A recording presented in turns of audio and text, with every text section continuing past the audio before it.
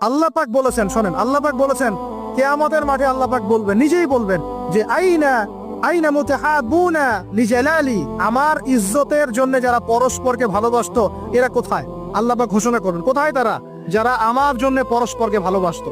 আল্লাহ বলবেন আলিয়াউমা, আজকে আযিল্লুহুম, আমি ওদেরকে ছায়া দিব, ফি জিল্লি, আমার আরশের ছায়ায়। বলেন সুবহানাল্লাহ। ইয়াউমা লা জিল্লা ইল্লা জিল্লি, যেদিন আমার এই আরশের ছায়া ছাড়া অন্য কোনো ছায়া থাকবে না। মানে কিয়ামতের মাঠে আল্লাহর আরশের ছায়ায় ছায়া পাবে কারা?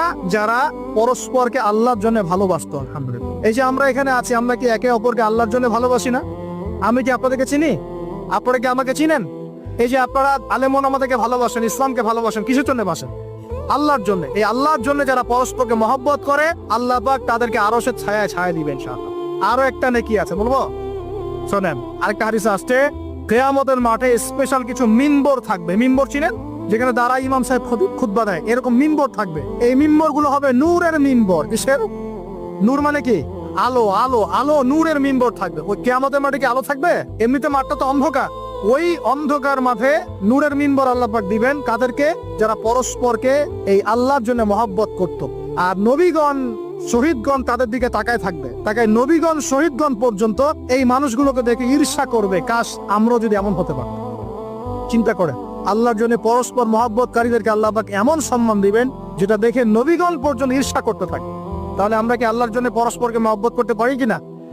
এটা হলো 8-9 নাম্বার। আল্লাহর জন্যই ঘৃণা করতে হবে। আল্লাহর জন্য ঘৃণা কেমন?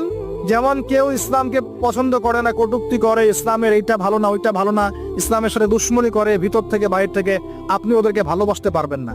যদি আল্লাহর দুশ্মনদের সাথে আপনার ভালোবাসা থাকে, তাহলে আপনি আল্লাহর দুশ্মনের কাতারে অন্তর্ভুক্ত হয়ে যাবেন। এখন বলেন দেখি, সারা বিশ্বে ইসলামের দুশ্মন কারা? বলেন। গায়রিল মাগদুবি আলাইহিম ওয়ালাদ-দাল্লিন, মাগদুব কারা, দল্লিন কারা? এটা তো অনেকেই জানে না। সাহাবীরা বলছে, ইয়া রাসূলুল্লাহ, এখানে যে আমরা বলছি গায়রিল মাগদুবি আলাইহিম ওয়ালাদ-দাল্লিন, আল্লাহ আমাদেরকে মাগদুবদের থেকে বাঁচাও, দল্লিনদের থেকে বাঁচাও। মাগদুব আর দল্লিন কারা ইয়া রাসূলুল্লাহ? নবীজি বলছেন, আল মাগদুব, মাগদুব হচ্ছে হুমুল ইহুদি, ইহুদিরা হচ্ছে মাগদুব, যাদের উপর আল্লাহর গজব পড়েছে। আর দল্লিন হুমুন নাসারা, নাসারারা হচ্ছে দল্লিন, কারণ তারা আল্লাহ পাকের সন্তান সাব্যস্ত করেছে। ঈসা আলাইহিস সালামকে আল্লাহ সন্তান বলেছে, বলেন নাউজুবিল্লাহ। এখন সারা বিশ্বে এরা মুসলিমদের সাথে দুশ্মনী করছে না? আমরা যদি ব্যক্তিগতভাবে, সামাজিকভাবে বা পলিটিক্যালি ওদের সাথে বন্ধুত্ব করে চলি, আমরা কি আল্লাহ দুশ্মনদের সাথে শরীক হলাম না? খুব খেয়াল রাখতে হবে। আল্লাহর জন্য ভালোবাসা, আল্লাহর জন্য দুশ্মনী। আল্লাহ পাক আমাদেরকে বোঝার তৌফিক দান করুন। এবং সবশেষ যেটা 10 নাম্বার, সেটা হলো আল্লাহওয়ালা মানুষ যারা, সেই মানুষদের সাথে মহব্বত রাখলে আল্লাহ আপনাকে ভালোবাসবেন। আল্লাহওয়ালা মানুষদের সাথে মহব্বত রাখতে চান, নাকি আপনার এই জেনাকারী গার্লফ্রেন্ডের সাথে